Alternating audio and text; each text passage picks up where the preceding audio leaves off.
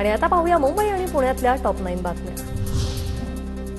मुंबईतील कुलाबा ते सिव्स मेट्रो 3च्या मार्गाचं काम वेगाने सुरू। गिरगाव आणि काळबादेवी भुयारी मेट्रो स्थानकाचं काम सुमारे 80% पूर्ण। संपूर्ण मेट्रो 3 मार्ग डिसेंबर 2024 पासून सुरू होण्याची शक्यता। धारावीतील प्रकल्प बाधितांसाठी मुलुंडमध्ये जमीन देण्यास विरोध। 28 जुलैला मुलुंडकरांचा इमारत प्रकल्पाला विरोध करण्यासाठी आंदोलन। सिडकोच्या तळोजा आणि द्रोणागिरीमधील घरांची सोडत 3322 नागरिकांना मुंबईत हक्काचं घर मिळालं। कल्याण डोंबिवली महापालिकेअंतर्गत येणाऱ्या ड प्रभागात नशेखोरांचा उच्छाद। गर्दोल्ल्यांमुळे नागरिक त्रस्त।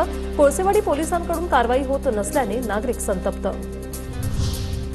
कालबाह्य डब्यांतून रेल्वे प्रवाशांची सुटका। पुण्यातून सुटणाऱ्या 6 गाड्यांना LHB आधुनिक डबे जोडण्यात येणार। नोव्हेंबरपासून डबे जोडण्याचा रेल्वे मंत्रालयाचा निर्णय।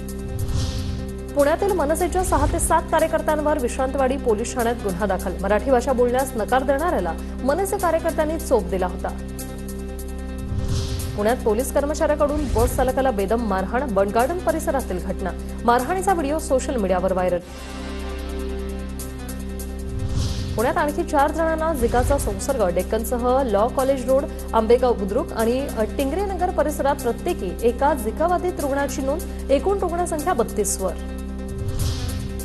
पुण्यातील खडकवासला धरण क्षेत्रात दमदार पाऊस। पुणे शहराला पाणीपुरवठा करणाऱ्या 4 धरणात मिळून 14.4 TMC पाणीसाठा।